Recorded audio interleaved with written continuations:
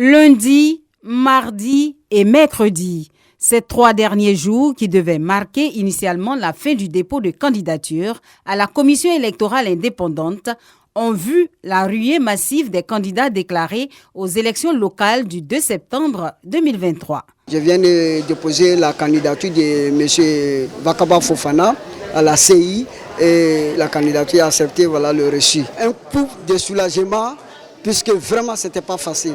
Alors que la CEI a ouvert ses portes depuis le 1er juillet pour la réception de dossiers de candidature, c'est seulement le 11 juillet que le premier potentiel candidat s'est déclaré. Depuis ce passage, les différents box ne désemplissent pas. Les box n'ont de consigne que de recevoir tous les dossiers, surtout les dossiers au complet. C'est la commission centrale de la CEI à qui revient le droit de statuer et de donner une réponse. L'afflux massif de dernière minute est une habitude pour les candidats. Ils en donnent les raisons. Depuis 2021, le directeur régional des impôts est décédé. Malheureusement, il n'a pas été remplacé. Donc c'est celui de San Pedro qui assure l'intérim. Il faut donc aller jusqu'à San Pedro pour faire signer les attestations de régularité fiscale. Vu la pléthore de candidats et puis les documents à fournir, il faut coacher certains candidats pour la confection des documents. Rassembler toutes les pièces administratives est l'un des défis majeurs auxquels les futurs élus font face. De nombreux candidats ici aux impôts devaient s'acquitter de leurs droits de cautionnement. Les fiches individuelles de candidature comportent les numéros des cartes d'électeurs. Donc on pouvait par exemple prendre la fiche seulement qui a le numéro de la carte d'identité et le numéro de la carte d'électeur pour nous permettre de nous acquitter de nos droits. Ça allait faciliter les choses. Et je ne comprends pas, pour une même administration, on a besoin de 2 copies de chaque pièce. Là, c'est difficile. Nous souhaitons que des photocopies de la pièce que la personne nous a présentée, qui nous a permis de tirer le T31T, il faut qu'il y ait une photocopie de cette pièce-là qui nous permet de faire notre historique. Parce que nous, Trésor, chaque fin d'année, nous rendons compte de notre gestion, aussi bien en recettes qu'en dépenses.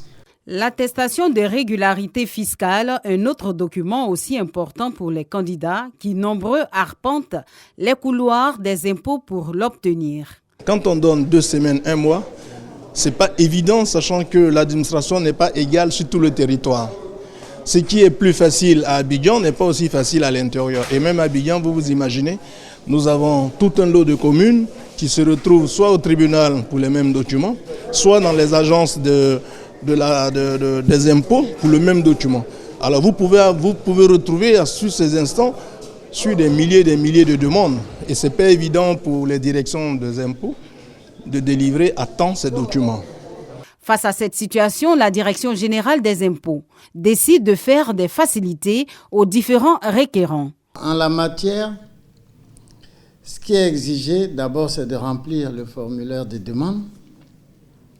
Ensuite, si vous êtes un contribuable, vous disposez d'un numéro de compte contribuable en tant que propriétaire ou en tant que citoyen menant une activité commerciale. Nous consultons le compte contribuable pour savoir si vous avez des arriérés ou pas.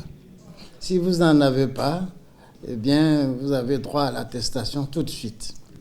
Si vous avez des arriérés, soit vous les payez entièrement, soit vous en payez un acompte, on vous fait un échéancier sur le reste. À ce moment-là, nous pouvons vous délivrer l'attestation. Nous signons jusqu'à très tard parce qu'on fait l'effort pour tous ceux qui déposent le matin de pouvoir leur délivrer leurs attestations soit l'après-midi, soit le lendemain matin. Candidats indépendants, candidats de l'opposition et candidats du RHDP. Tous sont confrontés aux mêmes difficultés. La dernière rencontre des partis et groupements politiques avec la CEI, un prétexte pour demander la prorogation de la période de dépôt de candidature. Une requête à laquelle la CEI fait droit.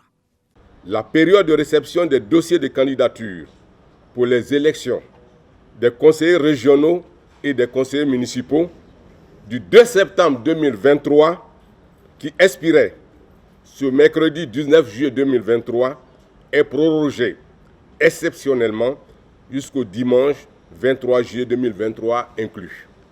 À la date du mercredi 19 juillet 2023, date butoir initiale de dépôt de candidature, la CEI enregistre pour les municipales 169 dossiers et 12 pour les régionales, soit un total de 181 dossiers de candidature réceptionnés pour les élections locales du 2 septembre 2023.